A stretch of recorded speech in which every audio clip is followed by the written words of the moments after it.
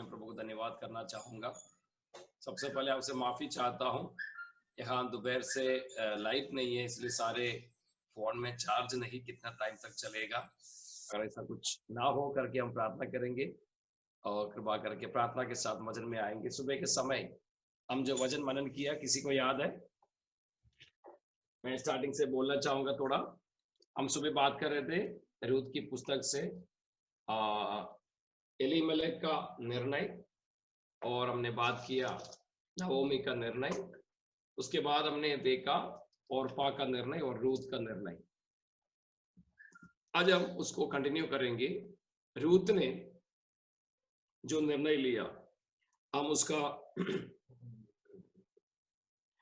दूसरा अध्याय में हम आएंगे। दूसरा अध्याय में जब हम देखते हैं, दूसरे अध्याय का पहला पद कोई पढ़े। रूत दूसरा अध्याय पहला पद।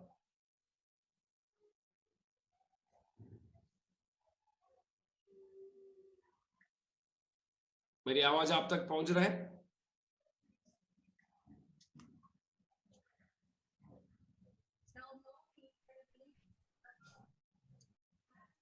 Ruth was born. Chapter 2 verse 1.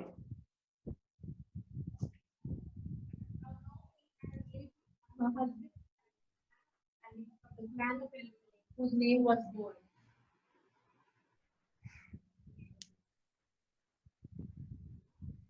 पढ़ा कोई? आप पढ़ा, आपको सुनाई नहीं दे रहा? आप भी सुनाई दे रहा है, आपका आवाज जब पढ़ रहे थे नहीं आया।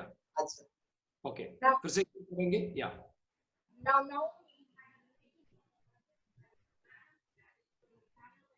whose name was born. Okay, वहां हम देखते हैं नवोमी का पति एलीमेलेक का परिवार का एक व्यक्ति जिसका नाम है बोअस, वो धनी था। इन लोग, मैंने सुबह जो कहा, मुझे लग रहा है शाम को कुछ नए लोग भी जुड़े हैं, तो सुबह के बातों को थोड़ा मैंने आपको बता के इसमें कंटिन्यू करना चाहता हूं। बैतलहम या रोटी के घर में अकाल पड़ा। उस अकाल के समय एलीमेलेक अपनी पत्नी नवोमी, अपने दोनों बच्चे महलोन किलियोन के साथ अपने बैतलहम को छोड़कर उन्होंने मोआब देश में चला गया अपने जान बचाने के लिए। उन्होंने सोचा अगर हम मोआब में जाएंगे तो हमारा जान बच जाएंगे, हमको भोजन मिलेंगे। भोजन तो मिला लेकिन जीवन नष्ट हो गया। आज काफी लोग परमेश्वर की मार्ग में आने का बावजूद भी कुछ चीजों को देखकर परमेश्वर मना किया वो जगह पे जाते हैं। परमेश्वर अपने लोगों को मोआबियों के साथ कोई संबंध ना रखने के लिए कहा गया, उनका देश में जाना मना किया। लेकिन एलीमेलेक अपनी माहौल के कारण, परिस्थिति के कारण ये निर्णय लिया, मैं मोआब में जाने से जीवित रहेंगे।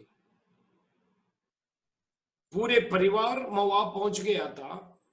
सबसे पहले एलीमेलेक ने जान को गंवाया। उसके बाद नवोमी ने निर्णय लिया अपने बेटों को शादी कराने के लिए। शादी के बाद दोनों बेटे मर गए। अभी 3 विधवा लोग हैं।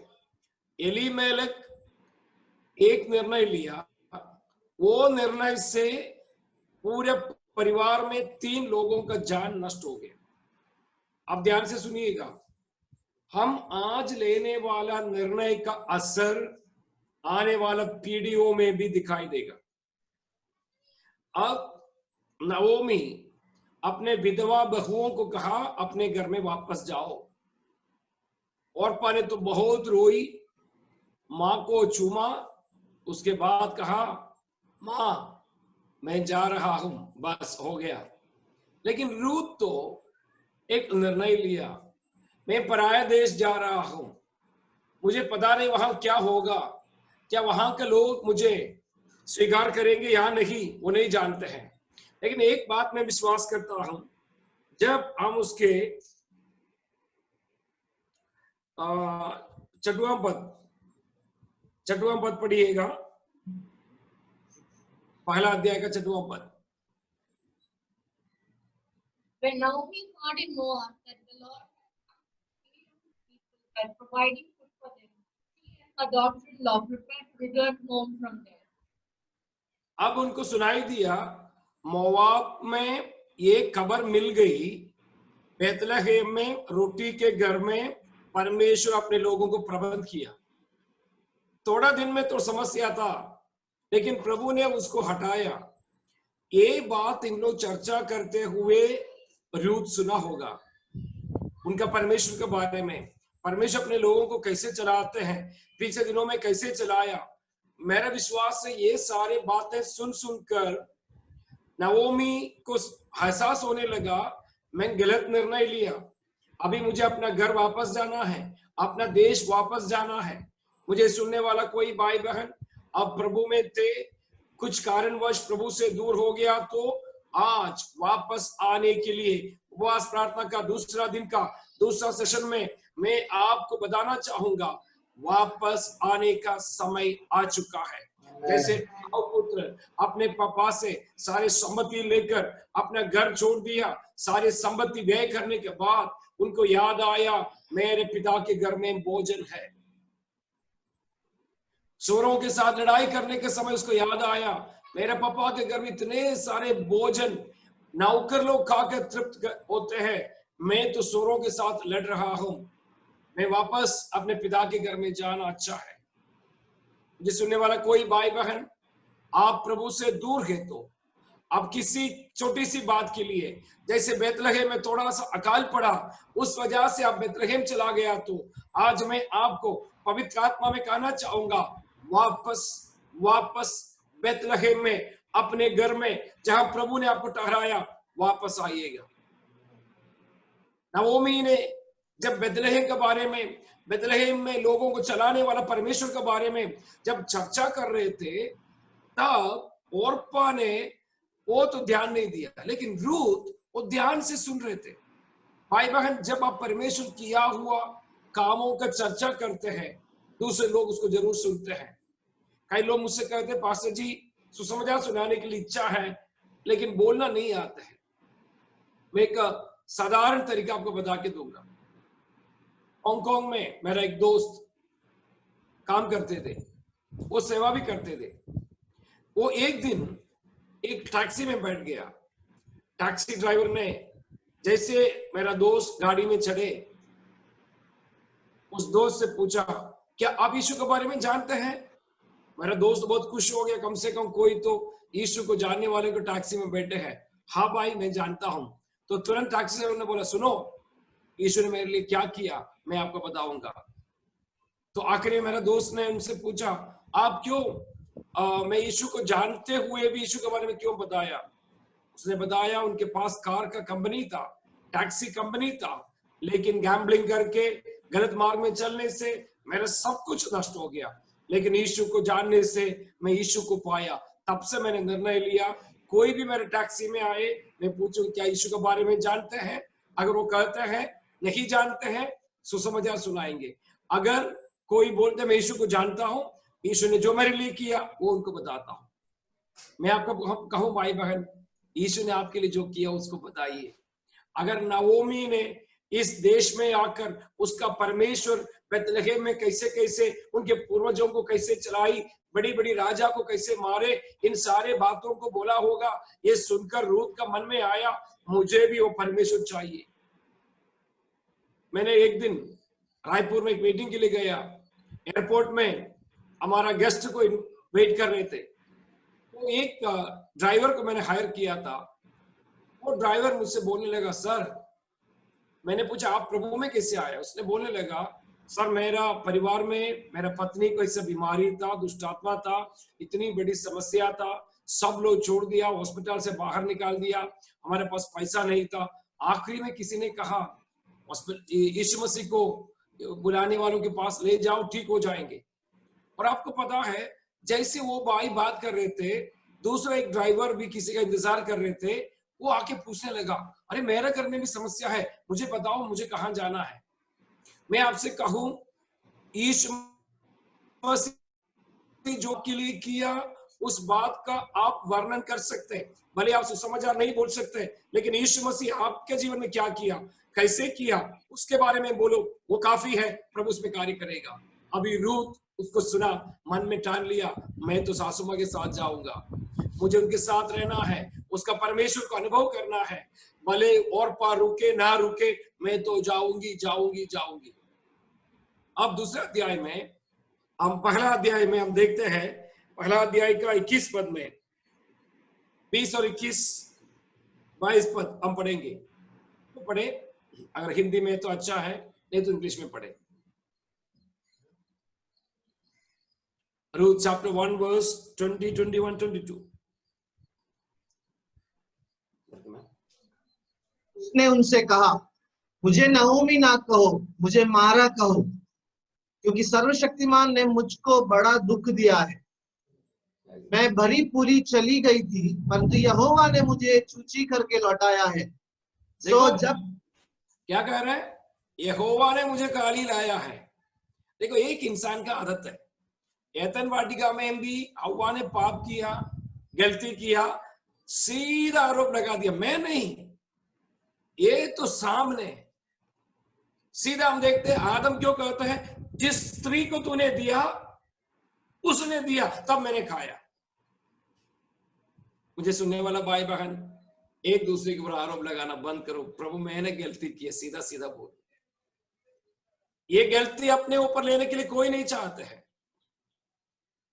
अभी नवोमी कह रहा है, मैं तो बड़ा हरा भरा गए थे, अभी काली होकर वापस आया। सर्वशक्तिमान ने मेरे साथ क्या किया है, पढ़िए 21 पर। मैं भरी पूरी चली गई थी, परंतु यहोवा ने मुझे सूची करके लौटाया है। गलती किसका था? आप प्रभु के साथ रहने के समय आपके पास भरपूरी थे, आपके घर में शांति थे, आपके घर में बीमारी नहीं था, प्रभु ने सब कुछ करके दिया।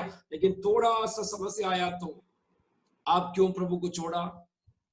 मुझे सुनने वाला भाई बहन, लॉकडाउन के समय में घर पे बैठे हैं, कोविड-19 से लोग पीड़ित है, फिर भी प्रभु ने आपको भूखा तो नहीं रखा।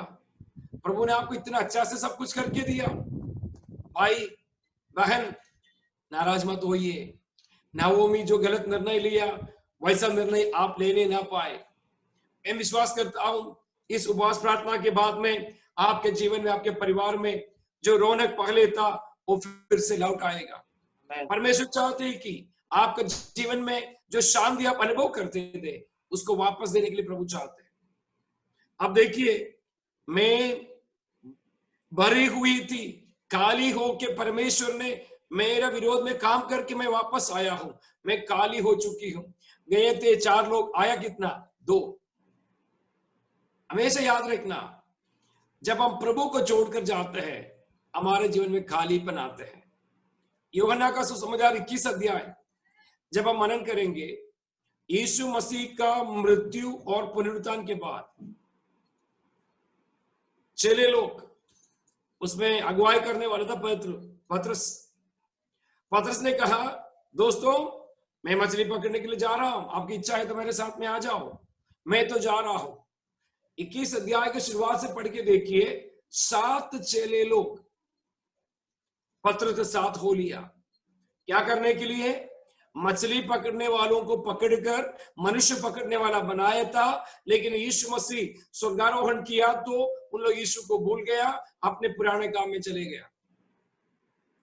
मुझे सुनने वाला कोई भाई बहन प्रभु के सामने आने का बाद भी पुरानी बातों में पीछे चला गया, तो आज आपको वापस आने का समय प्रभु देना चाहता है।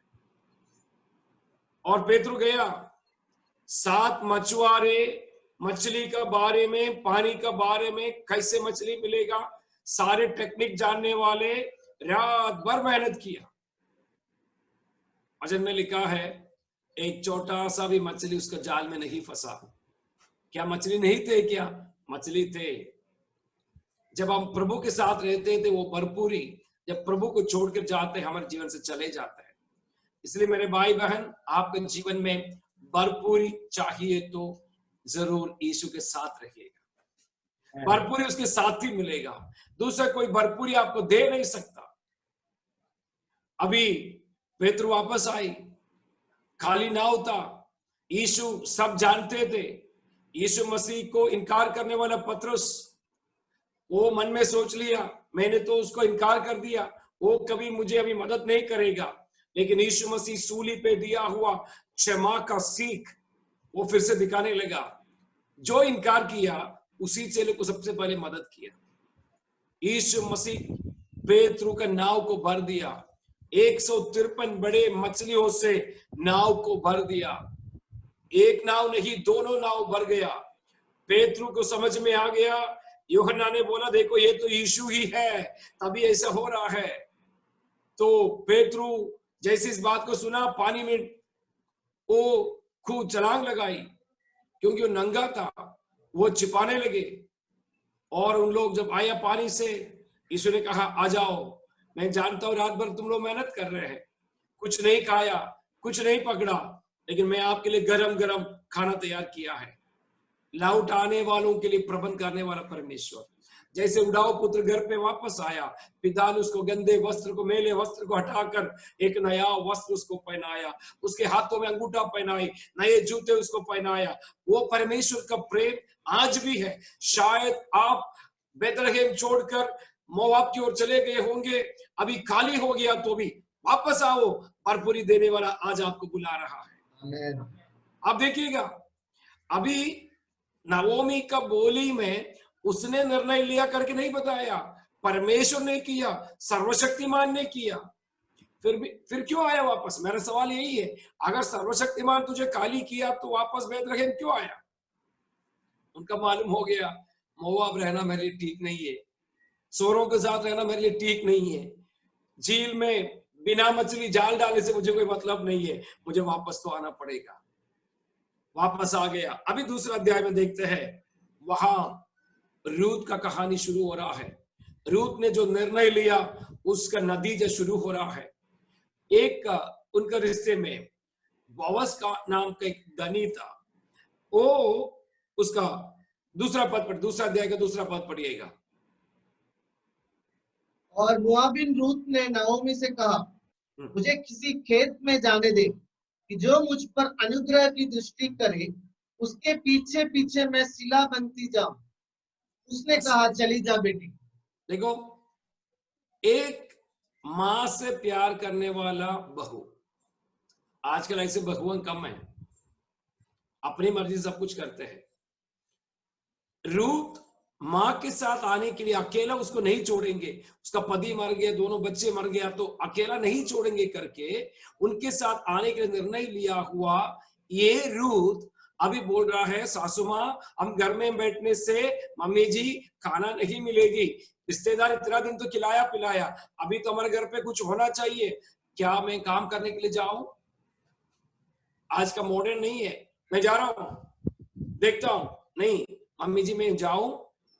मुझे सुनने वाला कितने बहू लोग घर से बाहर निकलने के समय अपने मम्मी से पापा जी से बोल के जाते हैं, देखो मैं ड्यूटी पे जा रहा हूं, थोड़ा सा दिखाइए ना। आप अभी आपका पापा मम्मी जहां आपको शादी करके लाया वो घर है, आप उनसे इजाजत लेना है। कुछ लोग अपने घर में आने के बाद भी शादी करके आ गया तो भी अपने पापा मम्मी को फोन में लगातार संपर्क में हर पल का खबर देते रहेंगे, मम्मी मम्मी मम्मी मम्मी। यहाँ तो ससुर से सासू मां से बात ही नहीं करते। बिल्कुल गलत, बिल्कुल गलत। यहाँ रूत अपने सासू मां से इजाजत मांगी, परमिशन लिया, क्या मैं जाके काम कर सकता हूं? अपनी मर्जी का नहीं है, निर्णय लेने से पहले पूछती है। वही स्वभाव रूत के जीवन को बदल डाला। अब देखिएगा, रूत ने पूछा तो सासू मां ने बोला, नवोमी ने कहा बेटा तुम जा, इजाजत दिया। अभी हम देखते हैं उसका तीसरा और 4 पद पढ़िएगा। तो वो जाकर एक खेत में लवने वालों के बीच बिनने लगी जी। और जिस खेत में वो संयोग से गई थी वो एलीमेलेक के कुटुंबी बोअज का था। आमीन। वो जानबूझ के बोअज का खेत ढूंढ के नहीं गया, संयोग से। देखो, आप परमेश्वर का लोगों के साथ रहने वाला व्यक्ति है, तो आप परमेश्वर से पूछ के करने वाला व्यक्ति है, तो आपके लिए संयोगवश प्रभु आपको सही जगह में ही पहुंचाएगा। मुझे अभी भी याद है 2001 या 2 में मुझे केरला में एक घर का इनॉग्रेशन के लिए जाना है। टिकट बुक किया, सब किया था, लेकिन अचानक वो भाई मुझे 1 हफ्ते पहले बोल दिया, पास्टर साहब फलाना तारीख की छुट्टी आ रही है, तो सबको उसी दिन आना अच्छा होगा, सब उसमें शामिल हो सकते हैं, क्या आप टिकट कैंसिल करके उसमें आ सकते हैं? मैंने अपने टिकट कंफर्म टिकट कैंसिल करके मैंने वेटिंग लिस्ट टिकट लिया। वेटिंग लिस्ट 125, मैं और पत्नी, छोटी बच्ची। तो मैंने सोचा टिकट कंफर्म नहीं होगा तो वापस चले जाएंगे। भोपाल रेलवे स्टेशन में जब खड़े थे, प्रार्थना किए, प्रभु क्या करूं, घर वापस जाना है या जाना है? प्रभु ने कहा जाना है। मैंने कहा मेरा टिकट तो कंफर्म नहीं है, 125 तो 125 में ही है। प्रभु ने कहा S4 के पास जाके खड़े हो जाओ। मैंने पत्नी बच्चों को लेकर S4 के सामने खड़े हो गई। S4 में आया तो S4 का डिब्बा खाली था। मैं उसमें बैठ गया। मैंने टीटी से पूछा, सर मेरा वेटिंग लिस्ट टिकट है, मुझे जाना है। उसने कहा सर ये नागपुर का है, नागपुर तक आप सीट में बैठ सकते हैं या लेट सकते हैं, और नागपुर से सवारी आएंगे। मैंने बोला ठीक है सर। मैंने पत्नी को, बच्ची को सुलाया, बोला आप रात में शायद सो नहीं सकते, आप सो जाइएगा, फिर नागपुर के बाद हम कहीं भी साइड में बैठ जाएंगे। मैं भी एक सीट में सो गया। रात हो गया, नागपुर में सवारी आके बुलाया, मैंने पत्नी को बुलाया और मैं सीट से नीचे उतरा। पत्नी को बुलाने के लिए कोशिश कर रहे थे, तो जो व्यक्ति उस सीट का हकदार है वो मुझसे पूछा, क्या आप पास्टर हैं? मैंने कहा हाँ मैं पास्टर हूं। ये कौन है? मेरा पत्नी और बच्चे हैं। तो उसने कहा आप मत उठाइए उसको। मैंने पूछा क्यों? मेरे दोनों बच्चे हमारे साथ ही सोते हैं, लेकिन मैंने उनके लिए टिकट बुक किया। हमारे पास 4 सीट है, 2 सीट वैसे ही खाली जाएगा। मैं प्रभु को धन्यवाद किया। संयोग ये हमसे नहीं होता है, प्रभु करवा के देता है। जब आप प्रभु की मर्जी पूछ के चलने वाला है, तो परमेश्वर संयोग से आप जो चाहते भी नहीं, परमेश्वर आपके लिए करके देगा। संयोग से बोअज की खेत में वो बीनने के लिए पहुंच गई। अभी आगे हम देखते हैं उसका 5वां पद, उसका 4 और 5 पद पढ़िएगा। और बोअज बेतलेहम से आकर लवने वालों से कहने लगा, यहोवा तुम्हारे संग रहे। और वे उससे बोले, यहोवा तुझे आशीष दे। जी आगे। अब बोअज ने अपने उस सेवक से जो लवने वालों के ऊपर ठहराया गया था पूछा, वो किसकी कन्या है? हाँ, क्योंकि बोअज ने इस स्त्री को कभी देखा नहीं जो अपने खेत में बीनने के लिए आई है। तो क्या जवाब दिया बताइए, पढ़ाइए थोड़ा पढ़ के। वो किसकी कन्या है? जी तो आगे। सेवक लवने वाले के ऊपर ठहराया गया था, उसने उत्तर दिया, वो मोआबिन कन्या है जो नओमी के संग मोआब देश से लौट आई है। आमीन। मोआब से आई है करके बोअज को पहले से खबर था, लेकिन ये है करके कभी देखा नहीं। तब मोआब से आई हुई उस कन्या के लिए बोअज ने क्या कहा, देखिएगा 8वां पद में, 7 और 8। उसने कहा था, मुझे लवने वालों के पीछे पीछे फूलों के बीच बीनने और बाले बटोरने दे। तो वह आई और भोर से अब तक यही है, केवल थोड़ी देर तक घर में रही थी। थोड़ी देर में ही घर में रही थी। ये मेहनती है, ये बहु मेहनती है। पराये देश में आया तो भी मेहनत करती है। सासू माँ आपके साथ आया, आप मेरे सारे प्रबंध करना, खाना पीना सब आप करना, वो नहीं है। वो सासू माँ के लिए पराये देश में प्रबंध करने के लिए गई। देखिएगा, परमेश्वर का लोग, परमेश्वर को जानने वाला ऐसे ही होती है। अब जब बोअज ने रूत के ऊपर करुणा दिखाई, 8वां पद में लिखा है बोअज ने क्या कहा? तब बोअज ने रूत से कहा, हे मेरी बेटी, क्या तू सुनती है? किसी दूसरे के खेत में बीनने को ना जाना, मेरी ही दासियों के संग यही रहना। वहां पहुंच गया तो एक आपको काम मिल गया, दूसरा आगे भी लिखा है, पढ़िएगा शाम मास्टर जी 9 पद पढ़िए। जिस खेत को वे लवती हो उसी पर तेरा ध्यान बंधा रहे और जी। उन्हीं के पीछे पीछे चला करना। क्या जी। मैंने जवानों को आज्ञा नहीं दी कि तुझसे ना बोले, और जब जब तुझे प्यास लगे तब तब तू बर्तनों के पास जाकर जवानों का भरा हुआ पानी पीना। आमीन। परमेश्वर के लोग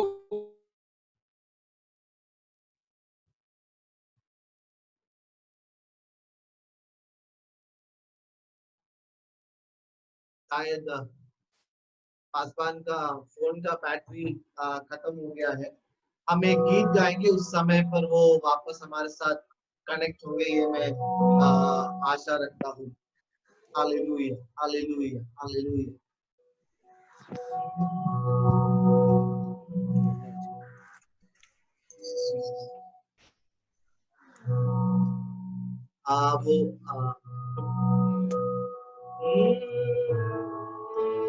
He's Lord, He's Lord.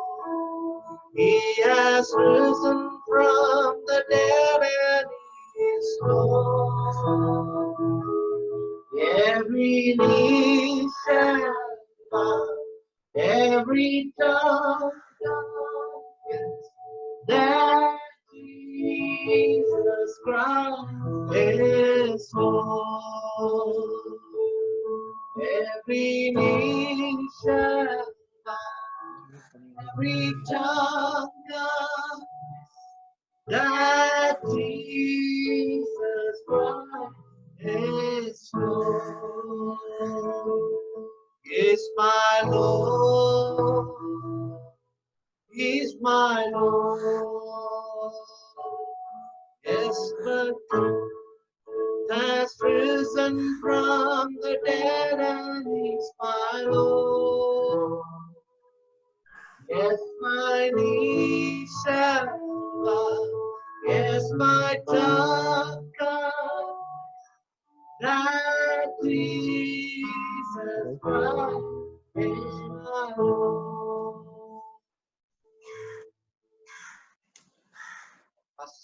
Simon. आमीन। हमारा बैटरी खत्म हो गया था, फिर दूसरा बैटरी हमने दूसरा फोन लगा दिया और भाई ने तुरंत मदद किया, थैंक यू। और हम बात कर रहे थे संयोगवश जिस खेत में पहुंच गया था वहां परमेश्वर ने जो प्रबंध किया उसके बारे में हम बात कर रहे थे।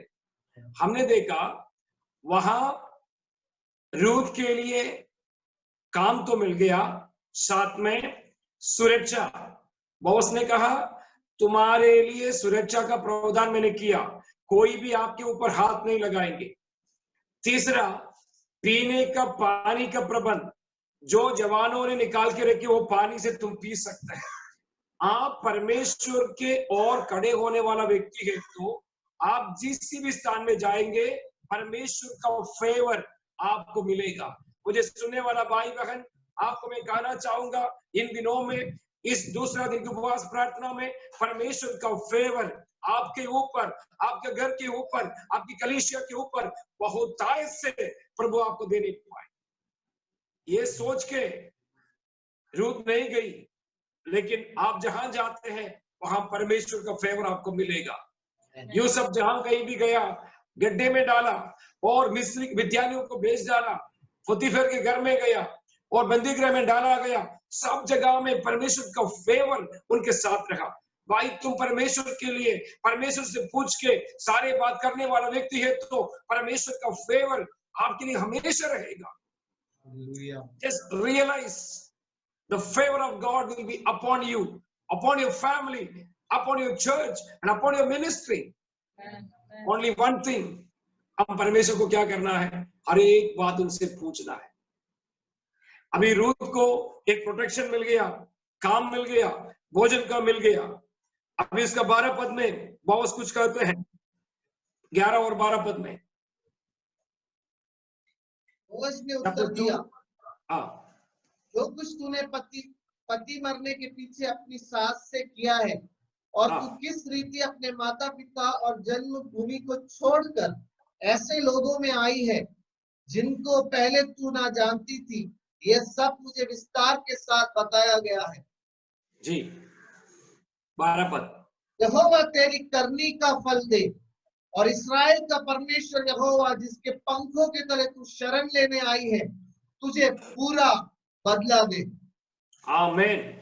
पहले देखिएगा, पहले जब उन्होंने अपने घर से निकलने का निर्णय लिया, शायद ओर्पा ने बताई होगी, रूथ ऐसा निर्णय मत लेना, आप क्या सोच रहा है, लेकिन वहां रूथ को एक अच्छा रिस्पॉन्स मिल रहा है। उसने जो निर्णय लिया उसको प्रभु आदर करने लगा और बोअज कह रहा है, रूथ तूने जो किया, तेरे सासू मां के लिए जो किया, जो मेरे रिश्तेदार है, मैंने सुना है। यहोवा परमेश्वर तुमको तुम्हारे काम के अनुसार आशीष दे। अगर आप सही निर्णय लेते तो सही निर्णय को आशीष देने के लिए आशीषित लोगों को प्रभु आपके साथ खड़ा करेगा। आज मैं सीधी ऐसे कहना चाहूंगा, प्रभु के निर्णय लेकर आप खड़े होगा तो अब वहां लिखा है 2 अध्याय का 1 पद में हमने देखा बोअज एक धनी व्यक्ति था। उसी तरह rich people will come to your church to favour you. Hallelujah. विश्वास कीजिएगा, आप हर एक स्टेप परमेश्वर से पूछ के कीजिए, प्रभु आगे हमको क्या करना है, अगला कदम कलीसिया का कैसे करना है। You will find the favour of God. अभी देख रहा है, आशीष दे रहा है। देखो, परमेश्वर से आशीष और परमेश्वर के लोगों से भी उनको आशीष मिलने लगा। भाई बहन, अगर आप परमेश्वर से पूछ के करने वाला है तो आपका हर एक कदम पर परमेश्वर आशीष भी देगा, आशीष देने के लोगों को भी खड़ा करेगा। आपको किसी चीज का चिंता करने की जरूरत नहीं। अभी हम आगे जाते हैं, उसका 16वां पद में आएंगे, 15 और 16 पद।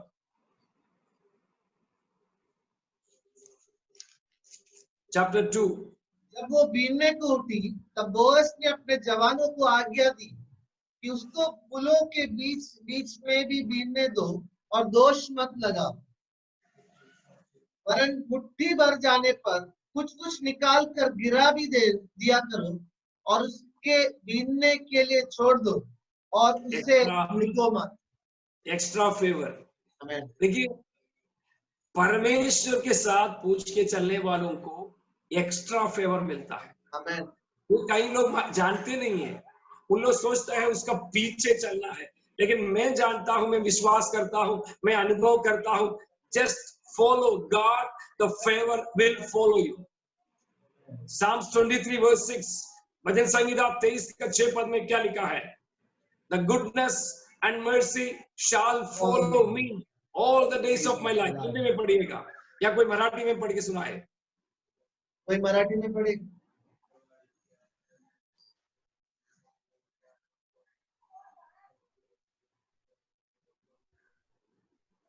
पास्टर साम हिंदी में पढ़िएगा।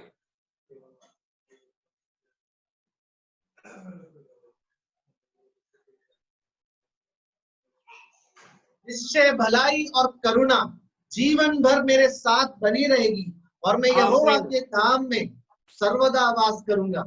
निश्चय भलाई और करुणा मेरे जीवन भर मेरे साथ बनी रहेगी। हम उसके पीछे जाने की जरूरत नहीं। आजकल काफी लोग इनका पीछे जाते हैं, सोचते हैं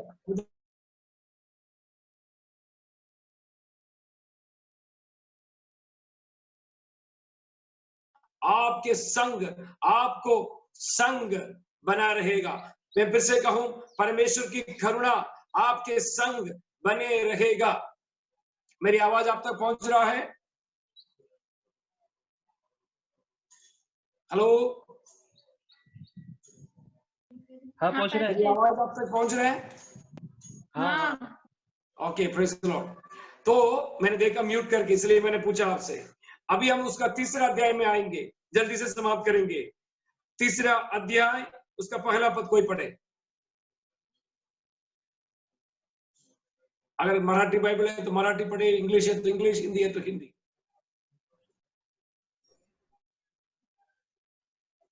उसकी सास नाओमी ने उसने कहा, हे मेरी बेटी, क्या मैं तेरे लिए ठाव ना ढूंढूं कि तेरा भला हो। जी। जब अब जिसकी दासियों के पास तू थी, क्या वो बोस हमारा कुटुंबी नहीं है? वो तो आज रात को खलिहान में जो फटकेगा। बस अब देखिएगा, अपने सासू माँ का ख्याल रखने वाला बहू को सासू माँ भी योजना बनाने लगी। हालेलुया। एक पराय लड़की पराये देश से मेरे साथ आ गया, मेरे लिए जो मेहनत किया सासू माँ को समझ में आ गई। मैं खाली था तभी मेरे साथ आने के लिए तैयार थी। जब मैं शादी के लिए लड़की देख मैंने निर्णय लिया मैं अपना पोस्ट को छोड़ देंगे।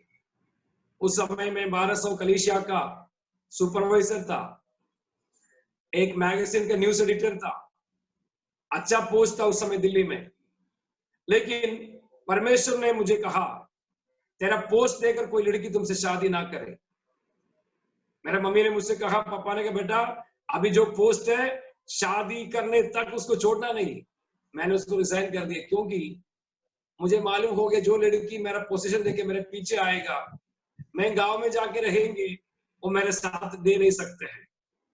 मैं प्रार्थना किया, प्रभु ऐसा लड़की से शादी करे जो सेवकाई के लिए समर्पित है, जिसको 3 भाषा आती है, जो मेरे पोजीशन को नहीं मुझसे प्यार करे और प्रभु से प्यार करे।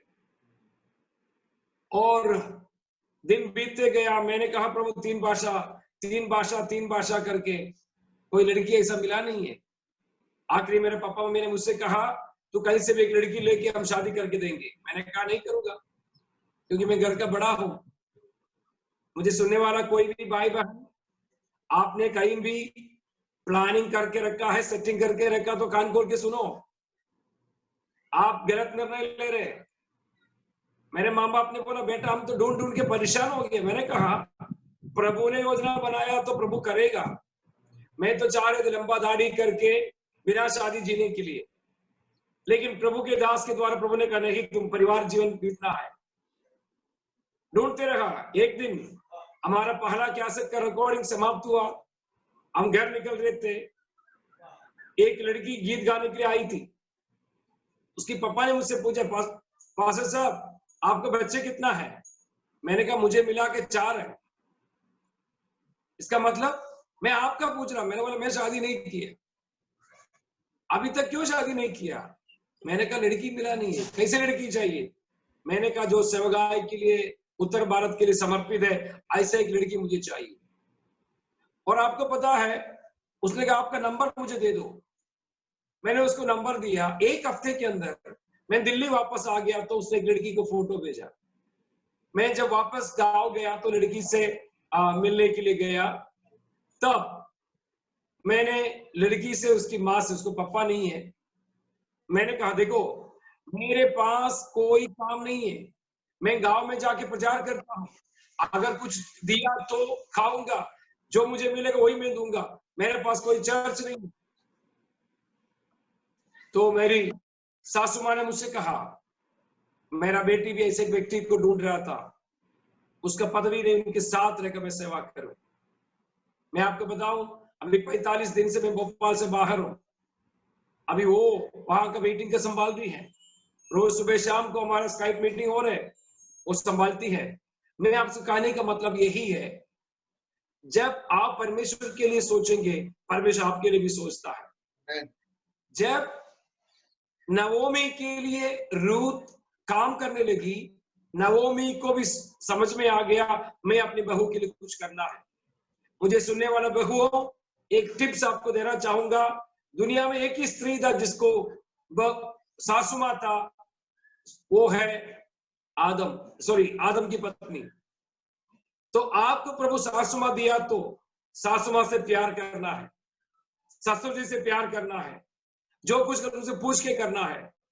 अगर आप अपने सासू माँ ससुर जी को प्यार करते तो आपका परिवार के लोग आपके लिए भी सोचने लगेंगे। अभी नवोमी उसके लिए सोचने लगा और कहा देखो तुम अकेले रहना अच्छा नहीं है, तुम्हारा शादी होना जरूरी है।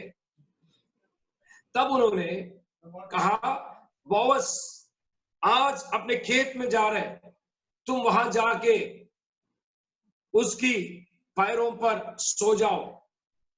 उस समय का एक रीति था। और हम देखते हैं उसका 7 पद से 6 पद से हम पढ़ेंगे, 6, 7, 8, 9 पद। तब वो पढ़िएगा। खलिहान को गई हाँ, और अपनी सास की आज्ञा के अनुसार ही किया। इसके आगे के अनुसार किया। देखो, उनका प्लानिंग नहीं है ये। वो पराये देश में सासू मां के साथ रहती है, विधवा है, सारे जैसे सासू मां कहा वैसे किया। आगे, जब बोअज खा पी चुका और उसका मन आनंदित हुआ, तब जाकर राशि के एक सिरे पर लेट गया।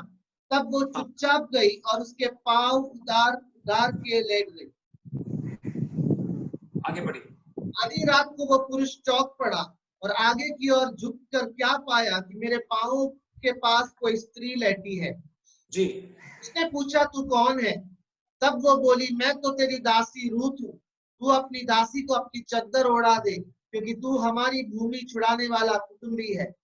जी, उसने कहा, हे बेटी, यहोवा की ओर से तुझ पर आशीष हो, क्योंकि तूने अपना पिछली प्रीति पहली से अधिक दिखाई। क्योंकि तू क्या धनी क्या कंगाल किसी जवान के पीछे नहीं लगी। देखो, अभी रूत जो किया उस निष्ठा के अनुसार, संप्रदाय के अनुसार जो करना है वैसा ही किया। अगर वो किसी लड़के के साथ रहते हैं या किसी के साथ भाग जाते हैं, बदनामी हो जाते हैं। उस समय छुड़ाने वाला है, छुड़ाने वाले के पास जाना है। नवोमी के हिसाब में बोअज से छुड़ाने वाला था, तो इसलिए बोअज के पास भेज दिया। बोअज ने कहा, मैं नहीं, एक और छुड़ाने वाला करीब का, अगर वो मना करेगा तो मैं तुमसे शादी करूंगा, वादा किया। अब इसका 10 पद हम देखेंगे। 10 और 11 पद में फिर से जो काम रूत ने किया, आशीष की बात हो रहा है। पहले जो काम किया हमने दूसरे अध्याय में देखा था। दूसरा अध्याय उसका 12 पद में, 12 पद, दूसरा का 12 पद पढ़े।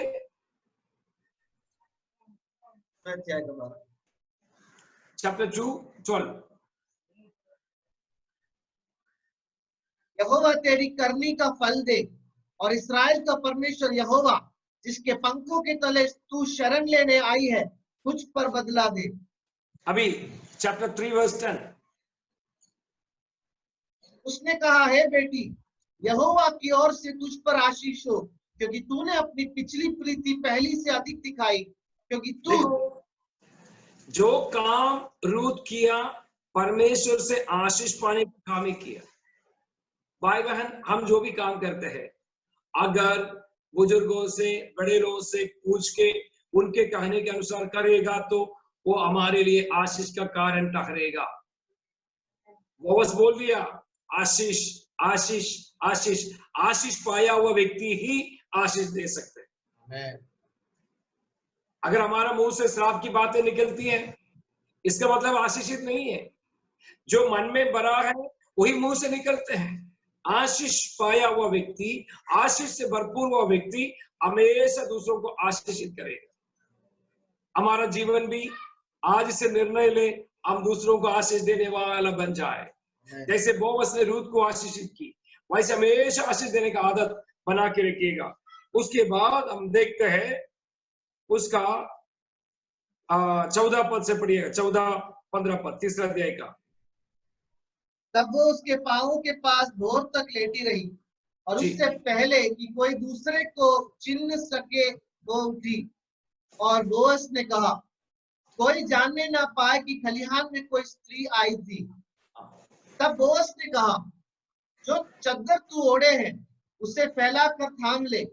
और जब उसने उसे थामा, तब उसने छू नपुए जौ नाप कर उसको उठा दिया।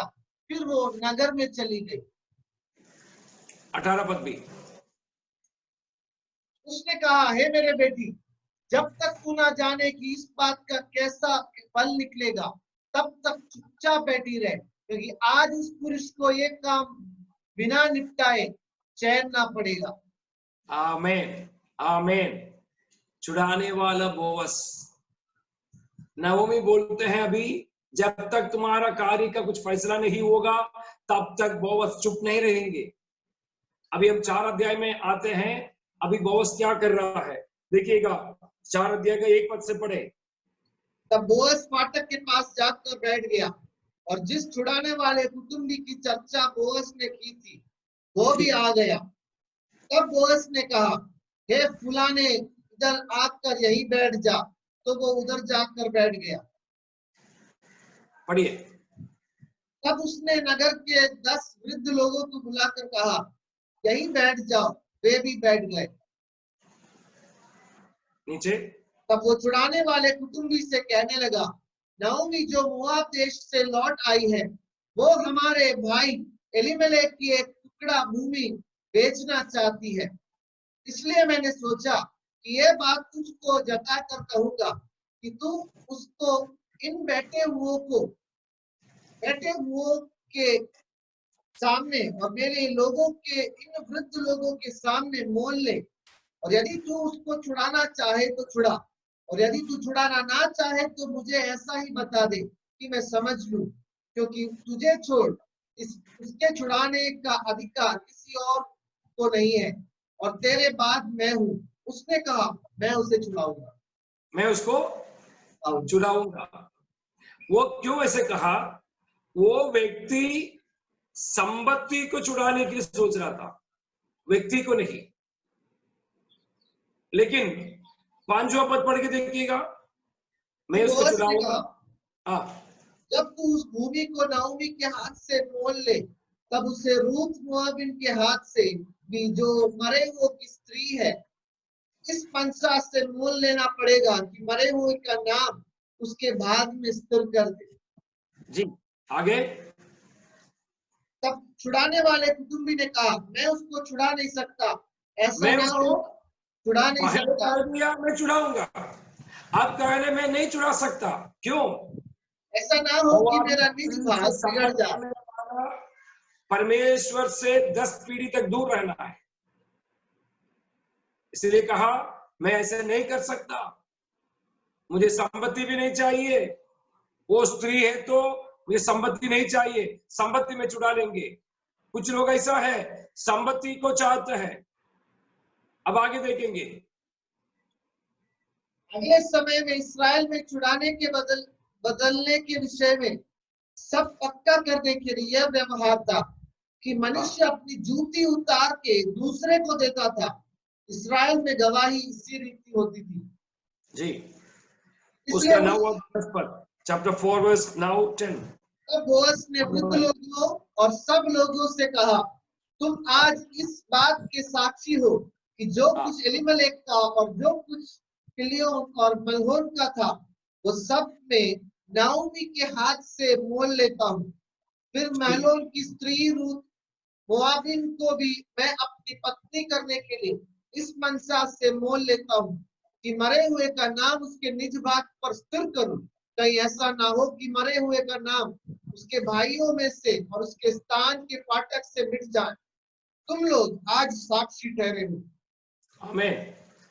सुनो, एलीमेलेक गलत फैसला करके मिटाया गया नाम एक मोआबी स्त्री आकर उस परिवार के लिए कर दिया। भाई बहन, एलीमेलेक निर्णय लिया बेथलेहेम छोड़ने के लिए, नतीजा क्या है? जान गंवाया। नओमी ने अपने दोनों बेटों को मोआबियों से शादी कराया, नतीजा क्या है? दोनों पुत्र मर गए। लेकिन उसका बीच में भी उस परिवार का नाम को रखने के लिए परमेश्वर एक मोआबी स्त्री को इस्तेमाल किया, क्योंकि वो परमेश्वर को जानने के लिए, परमेश्वर के लोगों के साथ रहने के लिए निर्णय लिया। उसको परमेश्वर आदर किया। मुझे सुनने वाला भाई बहन, निर्णय बहुत सही होना चाहिए। एलीमेलेक का निर्णय उसको मृत्यु में लेके गया। नओमी का निर्णय दोनों बच्चों का जान गंवाया। और का निर्णय अपने घर वापस लौटी। लेकिन रूत का निर्णय पीढ़ियों में उसका नाम जोड़ दिया। जब हम उसका 14 पद से पढ़ते हैं, हम देखते हैं परमेश्वर बोअज के द्वारा नवोमी को एक बच्चे दिया, रूत के द्वारा नवोमी को एक बच्चा मिल गया। और हम देखते हैं उसका 11 पद पढ़िएगा, 4 का 11, 14 और 15 पद। स्त्रियों ने नाओमी से कहा, यहोवा धन्य है, जिसने तुझे आज छुड़ाने वाले कुटुंबी के बिना नहीं छोड़ा। इस्राएल में इसका बड़ा नाम हो। आमीन। आगे। और वो तेरी जी में जी ले आने वाला और तेरे बुढ़ापे में पालने वाला हो, क्योंकि तेरा बहू जो तुझसे प्रेम रखती और 7 बेटों से भी तेरे लिए श्रेष्ठ है, उसी का ये बेटा है। 17वां पद। और उसकी पड़ोसिनों ने यह कहकर कि नाओमी के एक बेटा उत्पन्न हुआ है, लड़के का नाम ओबेद रखा, यिशै का पिता और दाऊद का दादा वही हुआ। आमीन। आमीन। मत्ती का सुसमाचार पहला अध्याय में हम देखते हैं इब्राहिम का संतान, दाऊद का संतान, यीशु मसीह का वंशावली। दाऊद का नाम लेगा तो दाऊद की दादा का नाम भी आएगा, और ये बोअज और रूत वो वंशावली में आ गया। एक निर्णय का नतीजा। मुझे सुनने वाला भाई बहन, ये दूसरा दिन का उपवास की प्रार्थना में समाप्ति में आपको बताना चाहता हूं, आपका निर्णय प्रभु आदर करेगा। क्या आपके सारे निर्णय प्रभु से पूछ के लेते हो क्या? अपने आंखें बंद करें, हम प्रार्थना में जाएंगे। कई बार जल्दीबाजी में एलीमेलेक माहौल को देखकर निर्णय लिया, नवोमी दबाव में निर्णय लिया, रूत सोच समझ के निर्णय लिया। आपका निर्णय कैसा है? आपका निर्णय परमेश्वर की मर्जी के अनुसार है तो आप कहीं भी जाए, प्रभु की आशीष आपके साथ बनी रहेगी। आप आशीषित हो जाएंगे, आपका नाम को प्रभु विख्यात करेंगे। अगर आप दुर्दशा में हैं तो सही निर्णय लेने के लिए प्रभु से प्रार्थना करेंगे। इस वचन के द्वारा प्रभु सबको आशीषित करे। आज का दिन सुबह और शाम को वचन बोलने के लिए समय दिया हुआ पास्टर शाम थॉमस को, सीजे के सारे लोगों को, विश्वासियों को धन्यवाद देते हुए मैं वचन समाप्त करना चाहता हूं। प्रभु सबको बहुत आशीष दे। जय मसीह।